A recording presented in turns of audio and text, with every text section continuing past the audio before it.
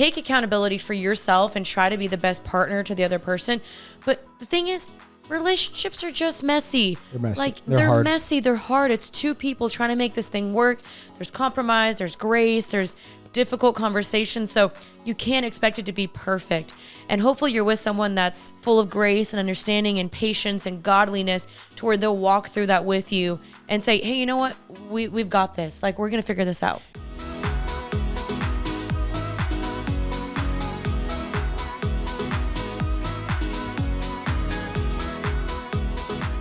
What is up, everybody? And welcome back to Happy and Healthy. We are back. We are back. My name is Jeanine, amapola Ward. I am joined here today with my husband, Kaleb Ward. The best part of my day. It really is. It really is. I mean, we do this once or twice a month. I really miss the days we don't pod or the weeks we don't pod. We love a good pod. You know, I know it's important. You got to keep you do your solo podcast and occasional guest. But man, it's so fun every week. I say it every week. And then, when we don't pod for the week, I'm like, man, my week feels different. Your cup is just empty. We really do work out. I feel like a lot of things we're thinking through during the podcast. Yep. And so after we podcast, I feel like our relationship, we get closer. That's true. You know what else, babe? What's up? They don't know this, but it is our 3-month anniversary today. We've been married for 3 months. We're basically, I've said it before, we're experts on marriage. Guys, we know everything about marriage. Literally everything there is to know. We're hosting our first marriage conference tomorrow. It's $2,000 to come. Newlyweds only invited also. Yeah, man. No people that have been married 50 years. We're kidding. Yeah. We're so kidding. We don't know anything about marriage. We know some things. We're very new at this. Yeah. But we like to think we know some things.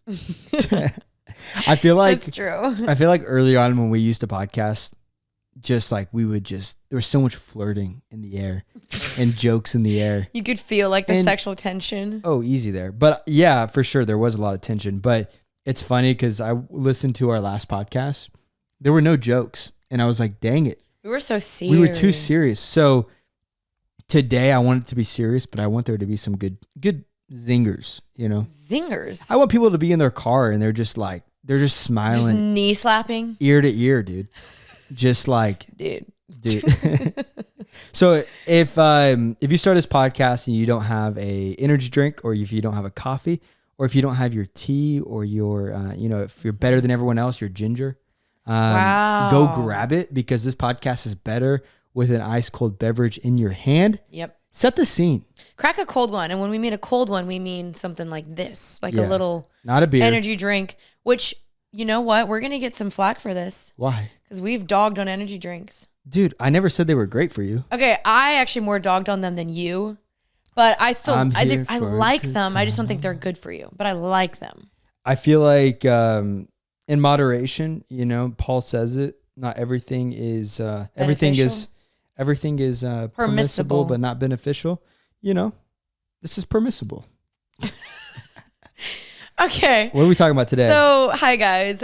We post every Tuesday. This is a podcast to help you just better your life. We want you to thrive in all aspects of life. And we asked you guys what you wanted, and every single time, the topic they want us to talk about is relationships and dating. Everything. So, yeah.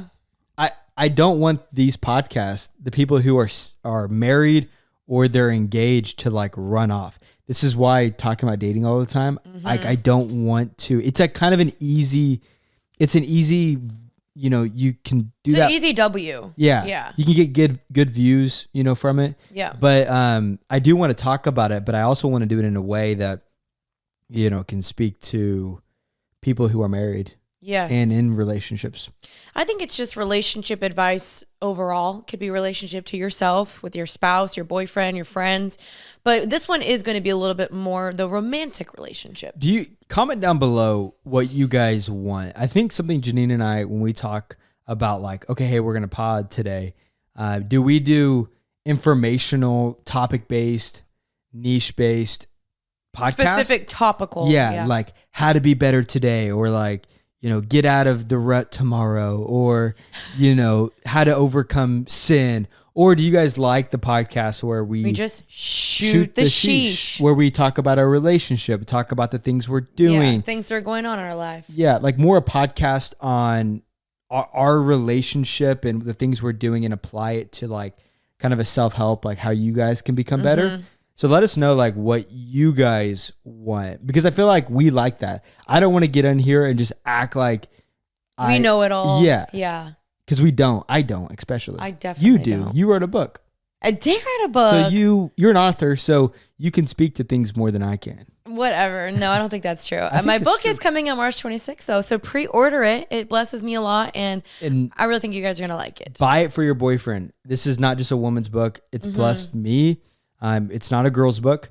It's a gender neutral book. It's a holistic book for anyone that wants to just better their life and get closer to God and find out a way to become happy and healthy God's way. And I promise you there's a right and a wrong way. And I've tried the wrong way and I wrote a book on the right way. Will the book help you get rich? No. Oh, dang. I do think, no, that's actually not true. There is a chapter about career in there. Okay. So I do think that will help you out. What about, will it help me land a shoddy if I was a single person? There's a chapter about dating. Okay. Will it help me overcome self-sabotage? Dun, dun, dun. That's the first thing we were talking about today is, yes. I feel like everyone struggles with self-sabotage. Wait, hold on. Self-sabotage. Okay, this is funny because today we're going to be talking about relationships. We have 3 specific topics we want to talk about today. Self-sabotage, double standards, and just dating in general, and toxicity, and how to like defer that from like someone's trauma. Is it trauma or are you just toxic? Or is it a red flag, or is it just, is it a yellow flag? Yeah. But the self-sabotage thing, you could be in your 50s and married and still self-sabotage. And you could do that within your workplace. You could do that within your friendships. You could do that within most, importantly, like dating, I think is where you see it manifest the most. That's where I saw it manifest the most. Right. So I'll let you just kind of unpack what self-sabotage has, how does it impact Janine's life? How did it impact our relationship? And how did you see that come about? Yes. So self-sabotage essentially is when you are ruining something possibly good because of your anxiety and your fear. And that's super important to decipher and differentiate fear versus anxiety, which usually your anxiety is fear. But one may be trying to prevent you from something out of protection, like your body is panicking because you're like, oh my gosh, something is wrong.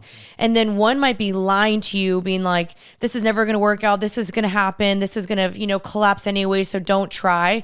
So I think there's a very clear difference. And the way that we saw this in our relationship is I fully self-sabotaged. And we get DMs about this a lot where people ask us OCD, anxiety in relationships versus just like, is there just something my body or God is telling me that is wrong? And it's kind of hard because it's so case by case. But generally, when you feel like anxiety in your body, I think that's normal, especially if something is unfamiliar. So like for us, this relationship was unfamiliar. Why are you grinning? I'm thinking back to what we went through. Just all the times when in our beginning stages of dating, when Jeanine would take 2 hours to respond and I'm just sitting there in my chair and I'm like, she hates me. Why did I say that? Just having severe anxiety of like, man, I'm such an idiot. I came on too strong. And then it was like, oh, she was taking a nap or she was at the gym. And she's like asking me about my day. And then I'm like, oh, I just for 2 hours and I almost, double, triple texted you. I almost ended the relationship. Like I genuinely almost ended the relationship once or twice because I was just like, you're not into this anymore. And like projecting for you. So you were self-sabotaging. Yeah. Okay. So because I didn't want to get hurt. If I could control it, it's like, I'd rather end it myself than you hurt me. That's exactly what self-sabotage is. Like you're so scared of either losing the person or being the person that's more invested or that cares. So you just want to like throw it all away together because you're like, again, like I don't want to get hurt. And I just think it's like so important. How did you, do you have a specific story on how, when we first started dating, how you did that? I mean, I did a lot. Yeah. Well, hey, no, answer that again. Cause you didn't do it a lot, but like, Give it like a specific story of how you, because I think the audience might see Jeanine Amapola, author, speaker, writer, advice person, as like, oh, you didn't struggle with anything, but you did. I did. You did sabotage in the beginning a lot. Yeah. Okay. So yeah, the very beginning, I would say I sabotaged the most because, it was so different for me. And I had just gotten out of a relationship, the age gap thing. And there was just multiple things where I was just like, I don't know if I'm ready for this relationship. It was weird because you had like checked off all the boxes, and in my spirit, I was like, this is a good man. Like, this is a safe man. But because it was so unfamiliar and he was moving, and I was like, am I ready for a relationship? And I don't want to commit. And oh my gosh, this is moving too fast. I wanted to like run away so fast, but it was nothing that he did. Like if I were not fresh out of a relationship, or maybe if you were older, there would have been zero problems. Yeah. Because like everything you did was right. You were amazing. I had fun with you. Like everything was there. It was because I was scared of commitment, scared to get hurt again. I was like, I will never let anyone hurt me again. I don't want to fall in love again because I don't want to get hurt again. So like most sabotage is because of fear and trying to prevent and control something. Yeah. So your sabotage wasn't really necessarily overthinking. It was more you didn't believe, because you were so used to things not working out. If it doesn't hit these criteria, like these little check marks of what I thought, then it's not going to work out. Even though on like paper, everything like looked good. Would you say I wouldn't even say that's sabotage. I would say that's like a, I don't know. That doesn't sound like sabotage though. Well, I still feel like I did sabotage quite a bit in the relationship. So I think your sabotage, a lot of it was where we would go on a date and Jeanine would like word vomit, and she would tell me how much she liked me and how she could see me being the one for her. And then like the next day I would get like a completely different person. It would be like you overcommitted, or like hey, you did this a lot. Like we need to slow down. You would hit the gas hard for a couple weeks, and this wasn't your fault. You had a lot of people in your ear like saying, hey, slow down. Don't make sure, because we don't want him to hurt you, because they had seen Jeanine hurt so much. No one believed, and I don't think you believed, that I was just another guy who wasn't going to hurt you. Yeah. And so I feel like that was a huge thing where you'd hit the gas, and maybe you guys can experience this. Like maybe you are the person who hits the gas and then you freak out, or that's been done to you a lot, where the person is hitting the gas and then they hit the brake and you're like, wait, you're the one who said this to me. And then you're pulling back. It's so hurtful to be the person in the shoes that the receiving end. Yeah, it sucks. And I pushed the gas a lot before. And then I would be like, hey, I'm so sorry that I overcommitted. And in a moment, this is why it's so important to pace yourself out, even if you feel something. Right. Well, okay. I think that's what's so tough though, is because you may be like, I really, really like this person, but you just don't feel ready yet. Or you feel scared, or you're like, oh, am I ready for this commitment yet? And so that's where I was at, was like my heart and my soul was like, yes, this is him. I want to be with him. I'm obsessed with him. I want to do this. But my body and my brain, I would always say this to you. I would say there's a disconnection between my brain and my heart, where my heart was so in it. I was obsessed. I was like, oh my gosh, I love this man. And then my brain would be like, no. You're going to get her. You're going to get her. Don't do this again. Like every fear. I mean, I could name 30 fears and I would list them all out. And that's what would prevent me, because every time, exactly what you say, I'd be like, yes, I want to see you tomorrow. I'd love to hang out with you. Like in the moment, I was like, oh my gosh, I was so starry-eyed and the birds were chirping. And then as soon as I would get home, oh my gosh, full on panic. I was like, what did I just do? Oh, and I have to hang out with him tomorrow. This is going too fast. The more we hang out, the more he's going to like me. And I was like freaking out. So it'd be gas, pedal, or brake, gas, brake. And it's crazy. So the question is how did you overcome that? Because if you are the person on the receiving end, by the grace of God, we're married today. Thank you, Jesus. We got through this. There are people who marry a person who is like this, who never end up recovering, or that this side of them like doesn't heal. Or that they're never like fully in. Yeah. And it's just like, it's so annoying. So I want to state like we got through this, but the question is how did you, how were you able to do that? So yeah, I think a couple things was like I was saying in the beginning, trying to figure out, okay, why am I doing this? Like you really need to slow down and journal and have other people process with you. I would call mentors and call friends and just be like, okay, these are all my fears. These are all the things I'm thinking. And they'd be like, okay, and they would just break down every single fear one by one. And I'd be like, oh, it's not as bad as I think. Or what if, you're right. What if this does happen?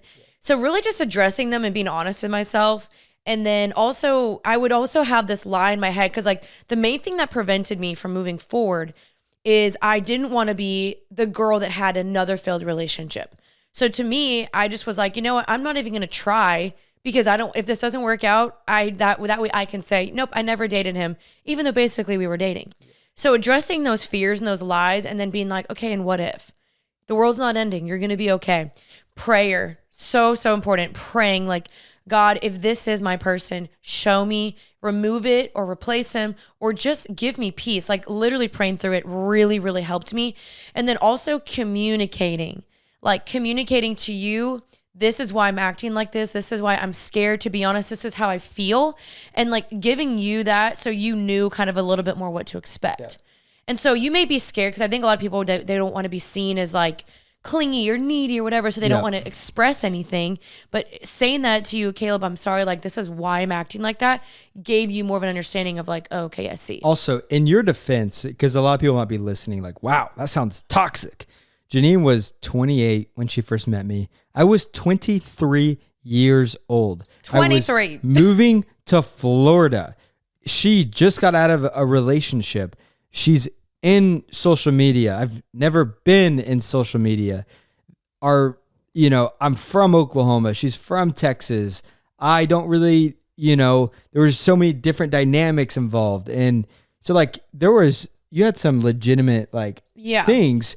I would say also in the Christian world of dating, things get so intense so fastly. It's like, oh, you've been dating for 2 months. Now everyone's putting marriage pressure and all these things. And so I gave you, I think the reason why, so it's funny, I would call my mom a lot and my grandma during this, we love them. This season. I bet grandma, mom, we said these things and now she's confused again. And they used to tell me, Kaleb, as a woman, give her the benefit of the doubt and just have grace. And you just keep showing up and being yourself. And ultimately, if the relationship works, it's going to work. If it doesn't, it's not. So don't force it. Don't try to get her to, say all of her feelings right now. And so I feel like the reason why you were able to grow out of a lot of this is because I had a lot of patience. Yeah. I was going to say that, having the partner that doesn't manipulate the situation. Cause I had expressed all these things. He had seen these things. You could have easily been like, I'm out, deuces. And honestly, because of my self-sabotaging, I was expecting you to do that. Cause I had seen okay, well. You thought I would break up with you. Yeah. I thought past people had. So I was like, okay, let's just, not that I was consciously doing this, but it's your body is so fearful it's not going to work out that you're like, let me just try to push them away. Maybe they'll leave first and they can just leave. And that way I can be like, you know what? Yeah, it just wasn't God's plan. And it kind of gives yourself an out. You stayed. You were faithful. You were patient. You prayed with me. You didn't rush me. And I think finding a person in that is so important because you were the first person that had really done that, And I used to always tell you, babe, if I have went through what you've been through, I would probably be doing the same thing. And it's not like you were, so wild enough to where if it was too toxic, I would have ended it. But I also had my own forms of self-sabotage. I have a very distinct story that I've never told you this before. What? Story time. Okay. Story time. So here's a classic definition of, if you're a self-sabotager, you're going to really relate to this. So I just had visited her family for Christmas and it went good, but I didn't really, get the words of affirmation that I was looking for. I didn't know that. And you were using a lot of verbiages of if we get married and if this works out. And I'm I've freaking invested. I've moved back. I've done all these things. This is like, way before we even posted. And I was like, what? Like if, and I remember driving because I left a day early. I had to get back for work. I was driving home. I had like a 3-hour drive and I'm sitting there self-sabotaging my brain. Like, I don't want to waste my time.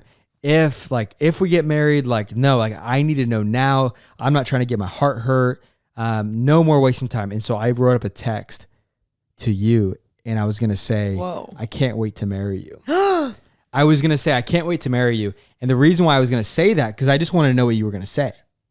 Because I was like, I need her to know that, it was weird because I was mad and I was going to say, I can't wait to marry you because I wanted to freak you out. Why? I wanted to freak you out because I was like, I'm not trying to waste my time. Like, if you think it, I wanted to know if we were going to get married or not. And I didn't want to go through this, I got to stop saying I didn't want to have these days and weeks of just waiting to know where you're at. Right. And I called my mom and I was like, Mom, I want to send this text, but I think it's too early, too soon. Because we'd only been dating 4 or 5 months. No, we'd been dating. Oh, yeah. Yeah. Started dating July and then December. Yeah. So 4 or 5 months. And my mom goes, Kaleb, do not send that text message. You're not even you're not sending that to be romantic. You're sending that to sabotage. Well, more to control the situation in some senses. In a way. She was like, you need to be patient. Thank you, Regina. And it's so funny. So I hit delete. I kept driving and I put on worship music and I was feeling anxious about the relationship and if she's going to leave me, if she's going to break up with me. And because I'm used to, in my past relationships, having control of the situation. And it sucked to be in a position where I felt like I liked her more. And she texts me and goes, my family misses you so much already.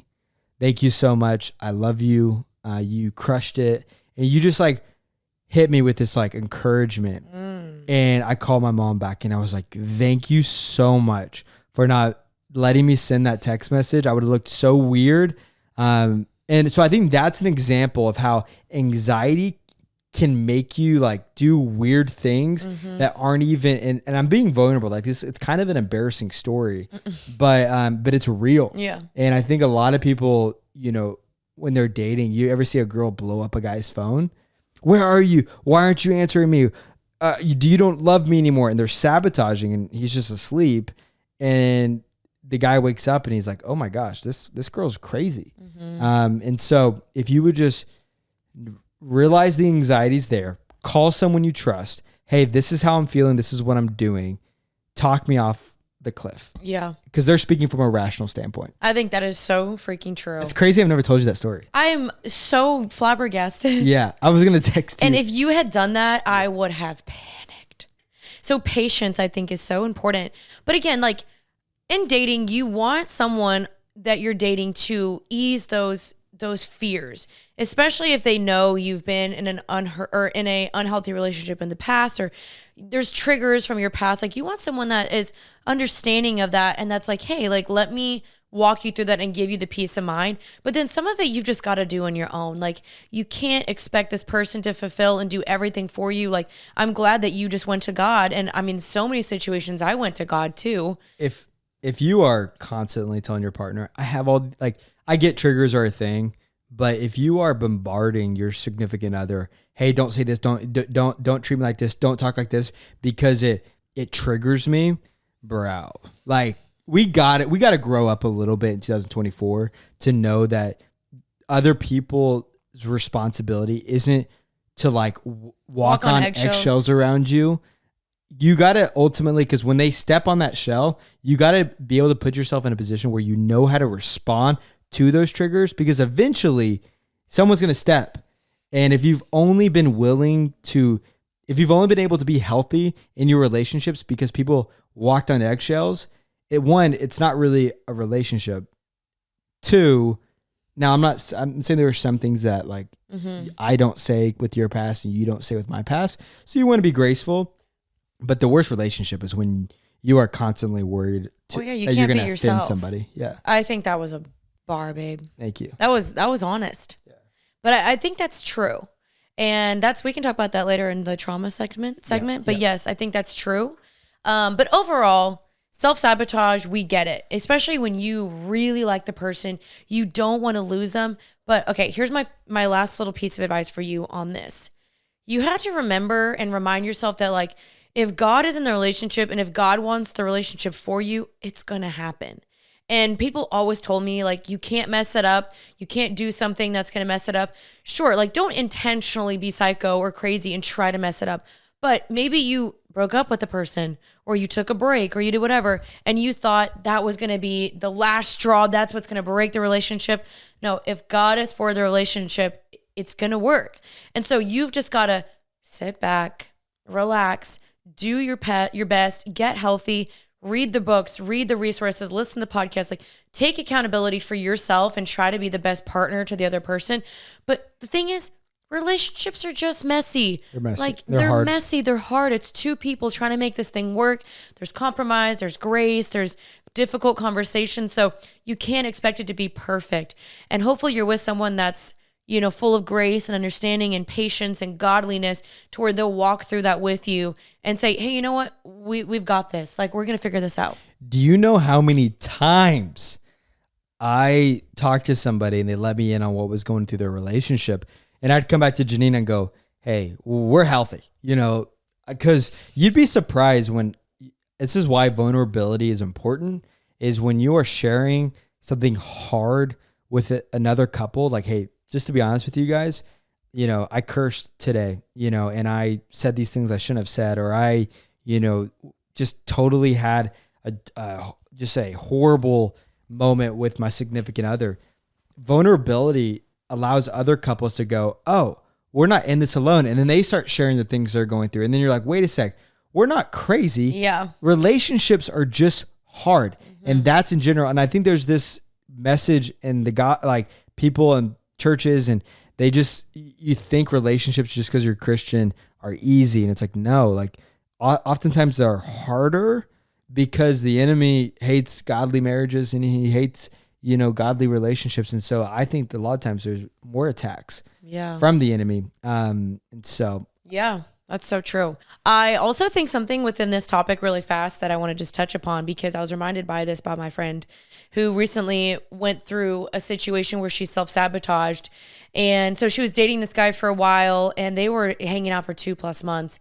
And she started noticing he was pulling away. So she started self-sabotaging and being like, oh my gosh, what did I do wrong? She was overreading every text message. Did I say something? Did I do something? Like, so classic, like been there, done that as well. And next thing, she texted him like, hey, I feel like I'm the only one pursuing this and just want to get a read. Like, are you in this or are you not? The dude ghosted her, never responded. He stinks. So in that situation, I think a lot of people are like, oh, I'm self-sabotaging. But like, I understand that's just normal. Yeah. Like, it's understandable. The guy's not responding. He's not like, so don't make yourself feel bad. Yeah. You know what I mean? No, I don't mean to interrupt you. That's huge because I don't want to miss that. Yeah, that's what I'm trying to circle back to that. Like, you're not crazy for feeling that way. And she literally was like, I think I'm just an anxious attachment person. I said, no, I don't want to say her name. We'll just call her Sarah.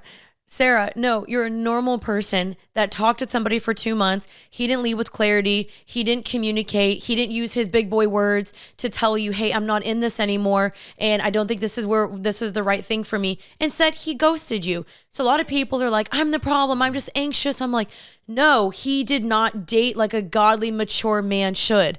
And maybe you did that. And so be mature, use your words, communicate, set your intentions, be clear, be kind, all the things. And so I think sometimes people think they're crazy when the person just was irresponsible in the relationship with your heart.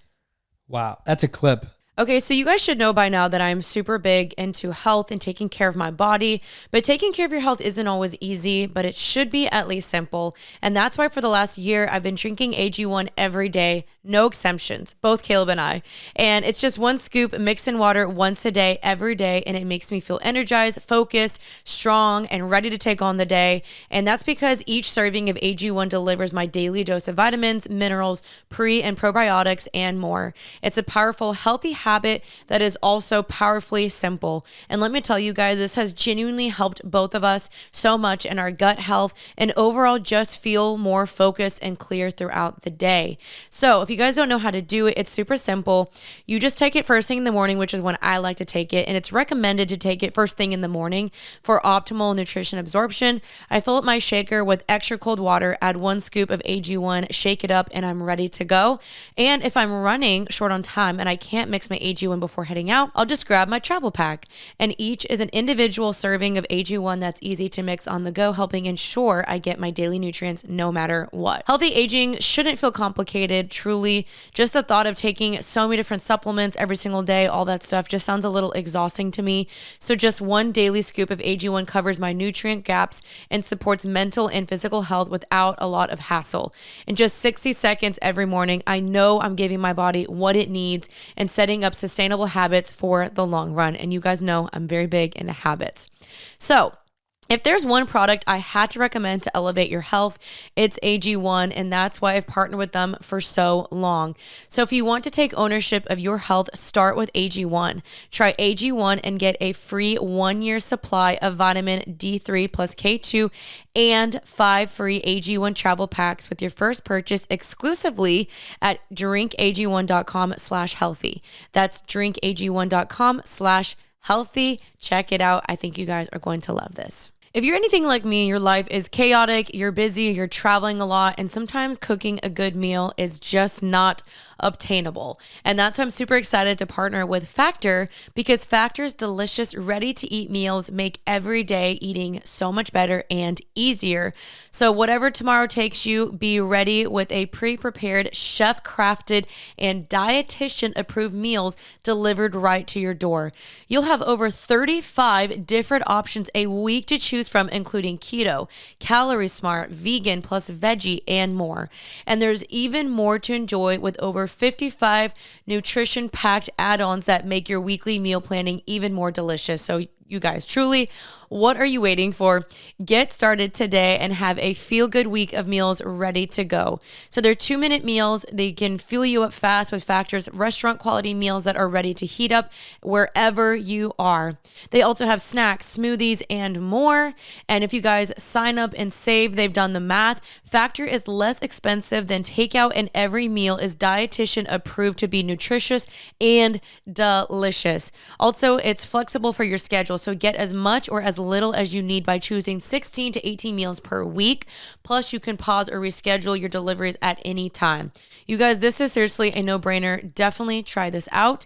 Head over to factormeals.com/happyandhealthy50 and use the code happyandhealthy50 to get 50% off. That's code happyandhealthy50 at factormeals.com/happyandhealthy50 to get 50% off. Self-sabotage, or if you've been a person who hasn't struggled with this, maybe the person is just driving you crazy. Yeah. And it's just, you're not really self-sabotaging, or you're not really, your anxiety and your discernment, it's flaring up for a reason. Yeah. Then that's a good point. You have to decipher, am I self-sabotaging, or is this person just not a good person to date?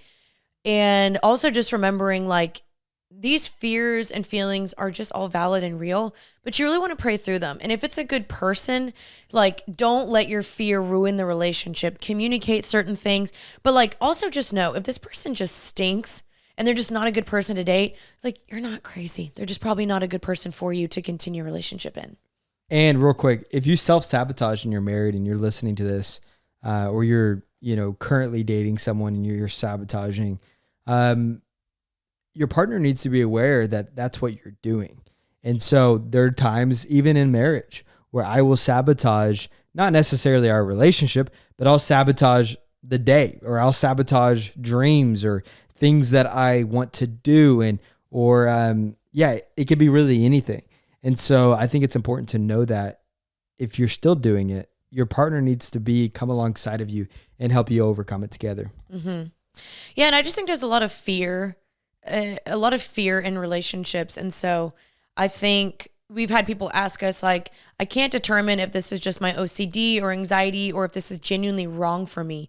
But I feel like again, process this with somebody, like bring those fears to somebody so they can help you decipher, hey, no, this is still a good person. You're just acting out in fear, or them being like, no, you're actually valid for feeling that way. Like that's like not a good person for you. And so we always say, and I've said this before, just don't date in isolation because those people will help guide you along the way. I don't know if I just made this up in my own head or I've heard it before, but I think one of the key ways to attack anxiety in relationships it's the process of elimination. And how you do that is it's the same thing in multiple choice. You read something like, no, that doesn't apply. You write down something else and go, nope, that's not the root. And then you pick the best, answer based off on the process of elimination. So find the root of what's the answer to why you're feeling the way you're feeling. Mm-hmm. Write down the answers, and then you can be able to dissect what the true cause of how you're feeling the way you're feeling. I think I heard that somewhere. I think that's a great piece of advice. Yeah, the process of elimination. Yeah, I think that's great. And it allows you to process. And then you eliminate what you think is actually the issue. Yeah. And then when you get down to the root of it, you can actually determine like, okay, is this good or bad? Okay, we briefly want to talk about double standards, and we don't want to harbor on this too long. But we were actually talking about this the other day. I hate double standards so much. Because they're just annoying. But there are so many double standards in dating. Okay, so I think a double standard is like a girl could post in a relationship a celebrity, like a guy crush, or she could, but if a guy posted like a girl that he was about, and not saying you do this, but I do see it a lot within relationships where girls will talk in settings with their friends or in a group going, oh yeah, that guy's so hot. That celebrity guy, or Travis Kelce, he's such a beautiful man. And if a dude was like, yeah, freaking, don't name her, Alex Earl, okay, is super blah, blah, blah, blah. I don't think that my wife is the hottest girl ever. That's a double standard that I think exists, Totally. I do think that girls get away with a lot more. Yeah. And I'm wondering why that is, because I think sometimes there's certain things, for example, we were talking about this, about age gaps. If a girl dates younger, it's like, oh, whatever. Yeah, get yourself a younger man. For some people think that. But if a guy wants a younger girl, they're like, oh, you're a pervert. You're a creep. Yeah. But then there are certain things like she's a cradle robber, or she's a cougar, whatever.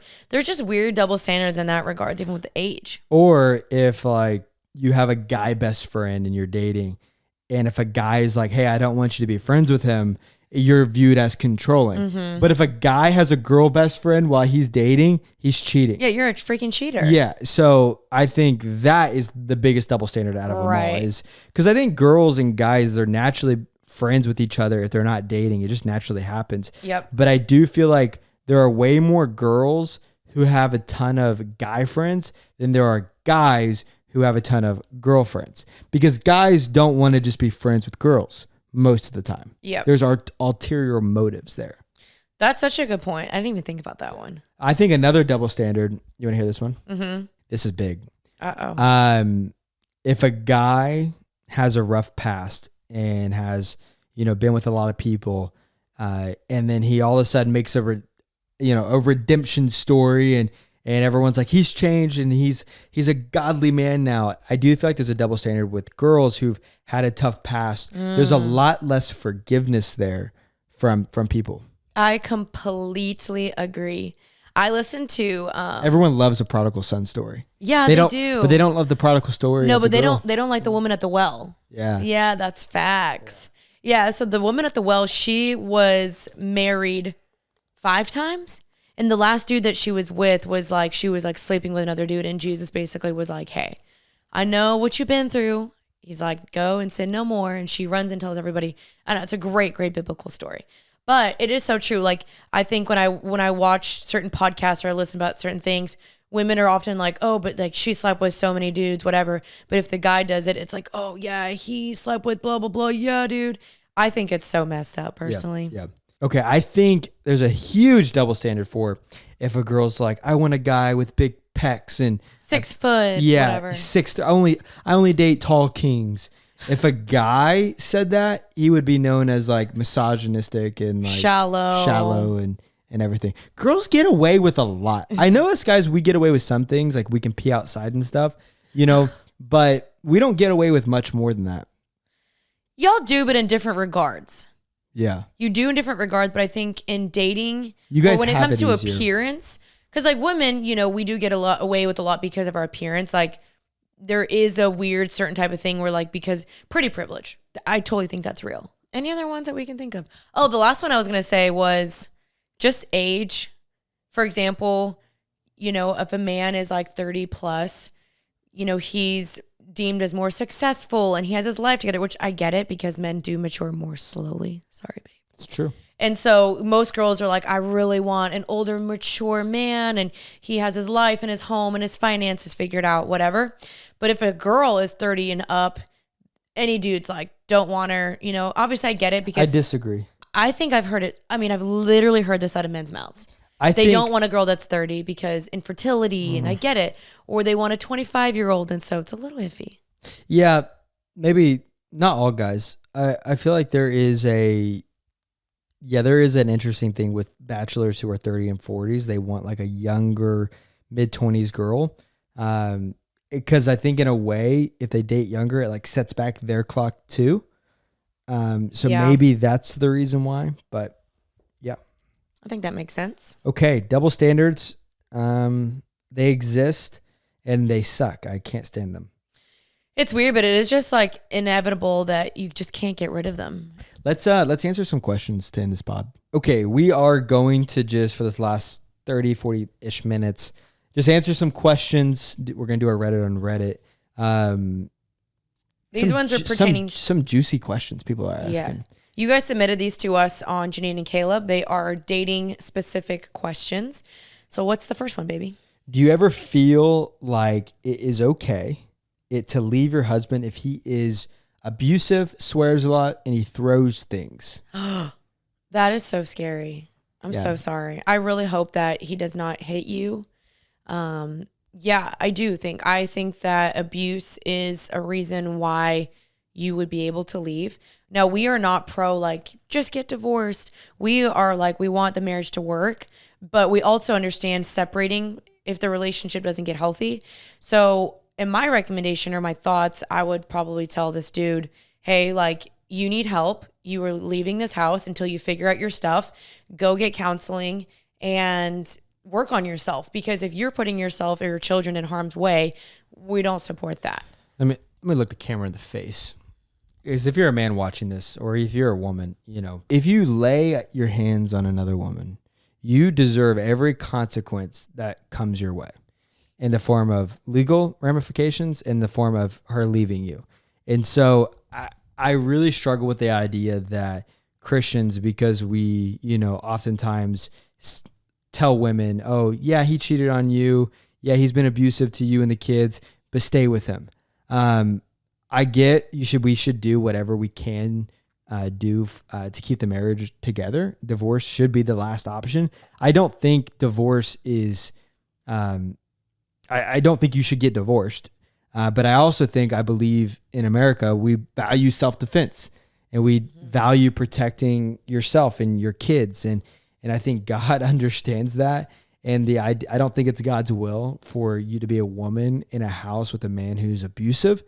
That was never his intention. And I think you should get away immediately and have him get help. And he should understand, you should contact authorities, And so yeah, I know it's hard and it's easy to sit in my situation, in my shoes and say that. But I get fired up just the idea of a man doing that. But it's real. Like, it's weird. If you're a girl and guys, we don't understand this. Girls, when you walk, late at night to your car, I can't imagine. I've never once walked late at night and been scared, because I'm a guy. I'm pretty strong. I could defend myself, but I couldn't imagine being a girl and being alone. And the strength differences between a man and a woman is drastic. Not, all the time, maybe you got some strong women out there, but for the most part, men are just naturally bigger, stronger. And I just can't imagine what that's like.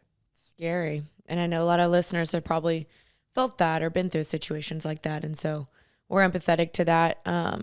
And I just hope whomever submitted this, that you get help and you don't fight alone and don't suffer alone. And I'm not saying like, you know, like it is a scary thing. It's a gateway to see him throwing things and punching things, whatever. Like, it's just like, dang, like that might be you soon. And we don't want to like put fear into your brain, but he's showing signs of anger and stuff like that. And so I'm sorry, and get help and just try to do the best you can. And, you know, hopefully the Lord does something. Pray for him. Pray that God would change his heart, and pray you would just be protected.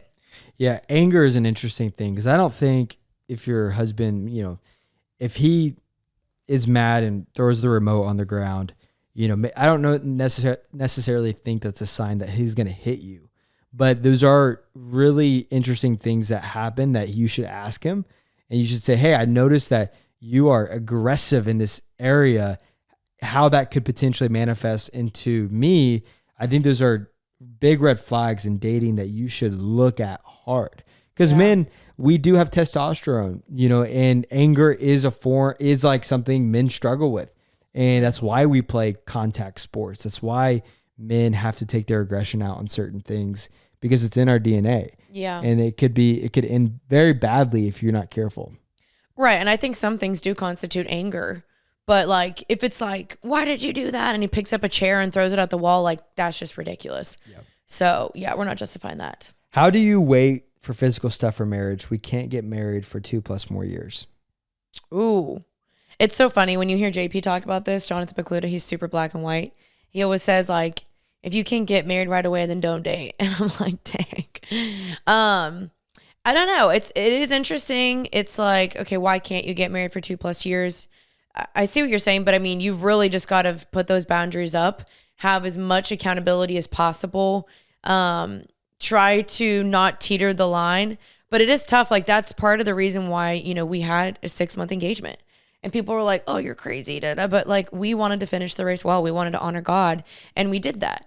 And so, yeah, you just got to really be honest with yourself. Like, can we do this, or can we legally get married and then have a real wedding later or whatever, you know? Yeah. I guess it depends. If your reasoning for waiting 2+ years is because you want a bigger ring, or you want more money, or you want to be able to buy the house, or if they're all like surface level worldly things that the reasons you're waiting, I kind of think don't trade your values, or just don't trade. If you know it 2 more years is going to cause you guys to stumble in different type of ways, because you want a bigger ring, or because you want these certain things. Because I'm not even talking about like, it's going to affect you spiritually if you're, you know, messing up, but it also affects your relationship. When you're not married and you're doing these things, you might not be able to make it 2+ years. Yeah, I think that makes sense. Is what has been the most unexpected thing about marriage and favorite thing about marriage? I love marriage way more than I ever thought I would love marriage. Mm-hmm. Like, every night it's just like, what are we doing? What are we doing tonight? Mm-hmm. It's so fun. I love it. To be honest, okay, so when we talked about the self-sabotage thing, I went into marriage with a lot of fears, because people constantly put fear into my brain of like, marriage is going to be so hard and you're not going to be able to travel and live your life. And they just constantly made me like worried. It's been so much better than I expected, truly. I literally love every night. We, like what you said, we're like, do you want to go on a walk? Do you want to go do a movie? Do you want to cook together? Who do you want to hang out with? Like, you just have like a built-in best friend. Dinners are so fun. Yeah. Yeah. We found like our favorite Netflix show, and we just watch those, and we just talk. Like, I think my favorite thing is how much we just talk, and like we love running home to each other being like, guess what tea I have, or guess what happened, or what do you think about this? Like, it's just so fun. I don't understand couples that don't just like talk about everything. Yeah. Yeah. I would say that's like mine is the highs.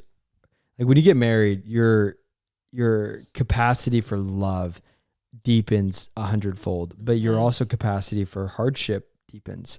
And so I would say like the highs and the good times are really, really high. But when things are hard, it's way like, it can put you in a lot, like things can be harder than they've ever been before at the same time. Cause now you're managing stresses of providing and these things that when it was just you didn't have to, you know, you weren't providing for another person. And so You just have different stresses. I don't think I expected how much pressure that I put on myself. Yeah. To provide, to contribute to my own future legacy. Like I think about legacy a lot now that I'm married. But I think I'm surprised with how much I love just being a husband. I like doing the husband things, the finance things, talking with advisors, talking with, different, individuals, the stock market, the idea of being a dad and what that's like, and setting up all these different, things to make sure we're in a good place. And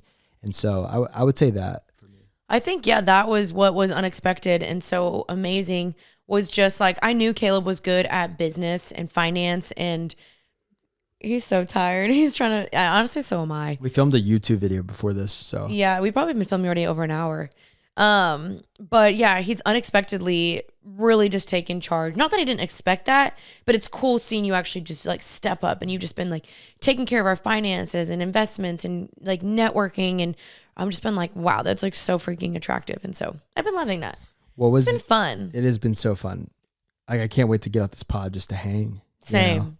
Just snuggle. We also, a lot of people have been asking, what does Kaleb do? What does I think someone DMs me that every day. Yeah, I get that same DM almost every day. And it's funny because I feel like we talk about it, and then like a new onslaught of followers follow you or whatever, and then so you feel like you keep having to repeat. I made a joke in one of our Q&As. They're like, "What do you do for work?" And I was like, "Oh, I'm an astronaut."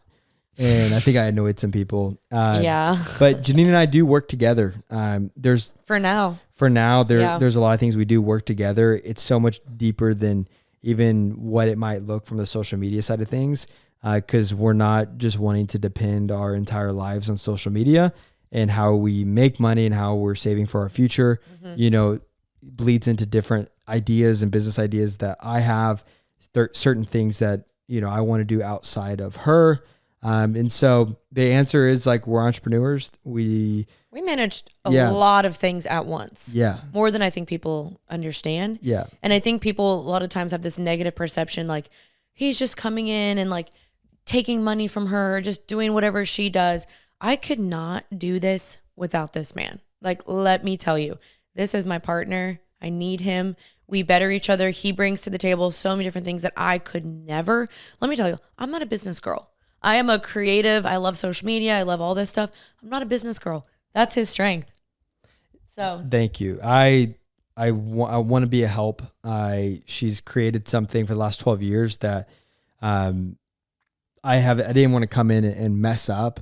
I think that's the unexpected thing. That to answer the question is working together. It's been so much better than I think I could ever imagine, because it was hard. It's hard in different ways, because you don't go to your job here and I go this job, and then we see each other 8 hours later, like most married couples do. Like we see each other most of the time, but it's also kind of a season we're in.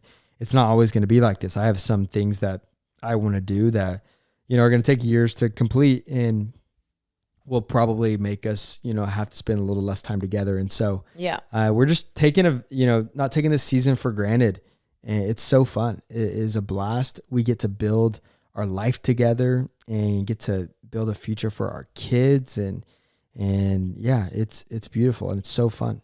It's so fun. I love it. Yeah. Amen.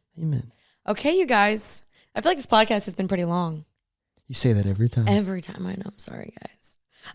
Okay, so let's move on to the last segment. Moving on to the last segment, Reddit on Reddit. He copied me this time. Let's go. I feel like we started off this podcast so high energy, and then it slowly just dwindled. I'm like going. Okay, we gotta bring it back up. Okay, we are going to go ahead and get into the last Reddit on Reddit segment, and I'm going to find a good story. You want me to read it? Because I like reading it. I like doing my voice that I do with the Reddit on Reddit. Okay, today's Reddit on Reddit story is a little deep. It's a little sad. So if you get triggered. If you get triggered by like a loss of a loved one, maybe this is not one for you. So just kind of warning you guys now. Okay, today's topic. My boyfriend wants to break up with me after his mother died. It's a long story, but I'll try to keep it short. We've been dating for 8 years, and he's a very closed and reserved person. and I'm completely needy. He refuses therapy and just isolates himself. We don't live together.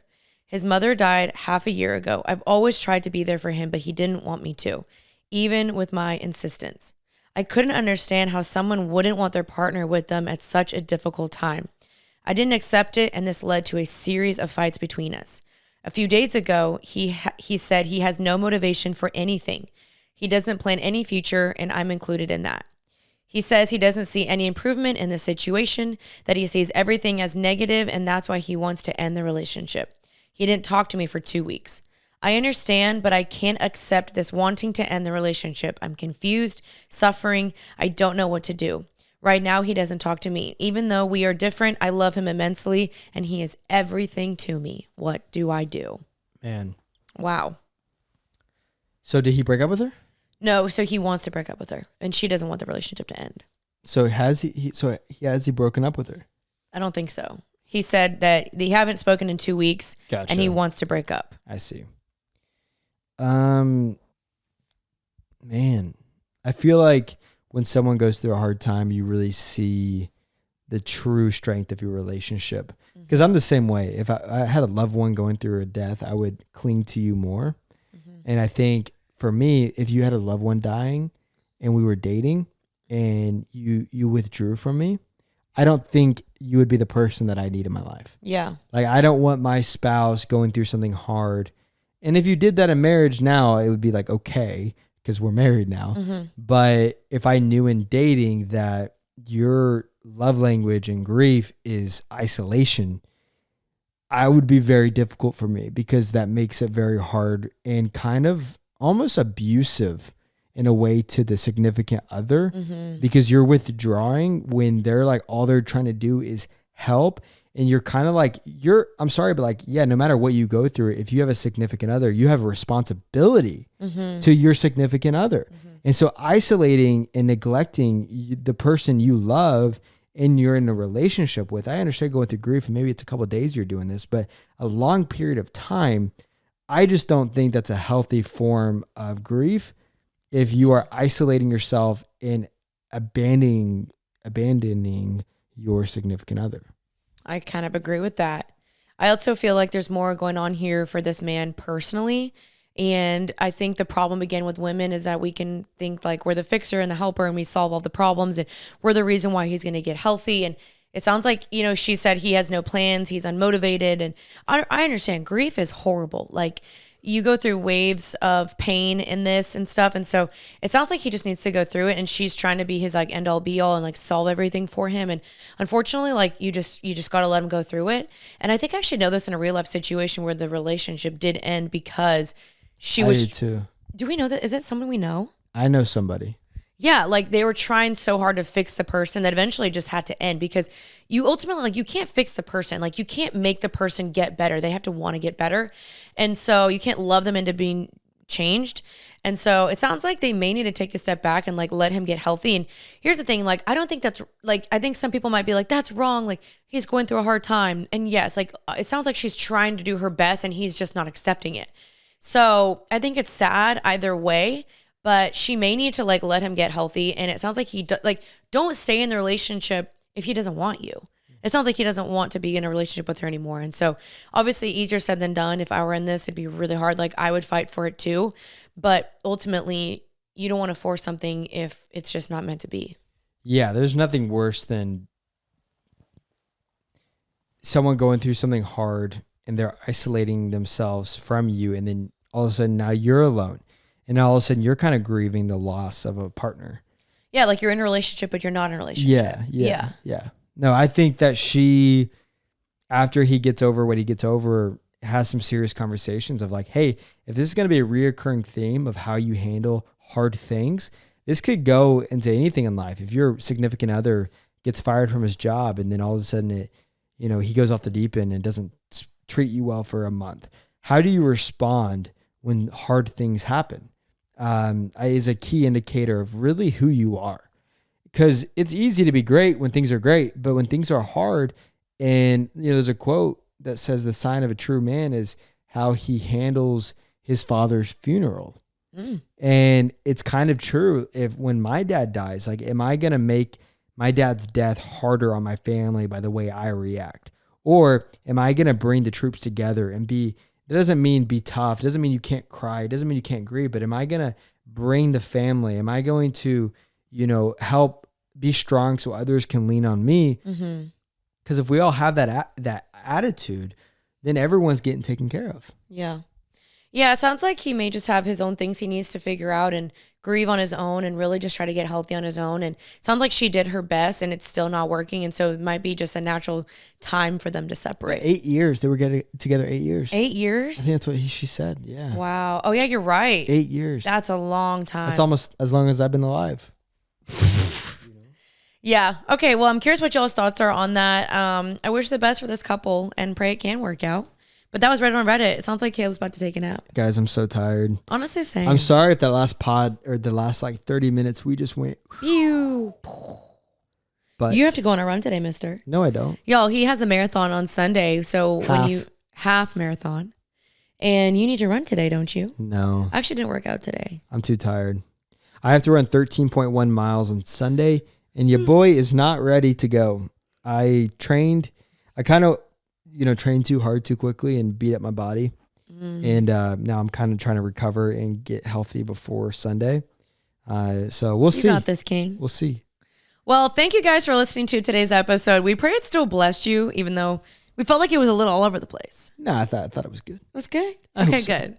Yeah, of course, if you guys like this episode, please let us know or share it. DM us. We love to see them. When I met you guys recently at a Valentine's Day event, I was like, hey, what episodes do you guys want? And all of you were like, we love the dating one. So here you go. Your wish is my command. My book comes out March 26th, but you can pre-order it now on JeanineAmapola.com. I am doing a pre-order incentive right now. So if you pre-order the book, you will get 5 free devotionals that I worked really hard on. Also, you guys, you will get the first chapter of my book for free. When you download the book, go on JeanineAmapola.com/pre-order and you can start reading the book already. We have a big meeting on Thursday and it's regarding this podcast. It's regarding something live here in Dallas. It's not for sure yet. We have to confirm a couple things, but if it is, that means very soon this podcast will be live in Dallas, Texas. So stay tuned to that. Mark your calendars for maybe sometime in the next few months. And we would love to do something in person. Yeah. Get the whole crew together. Let's go. Make it a day out of it. Yeah, because it's really all we ever wanted. It's all we ever wanted. Really. Thank you guys for hanging out with us. We love you guys. Let us know your comments down below, your any thoughts, feedback. And we'll see you guys next Tuesday for another episode of Happy and Healthy. But until then, stay happy and healthy. Bye, guys. Bye, guys. It's all we ever wanted.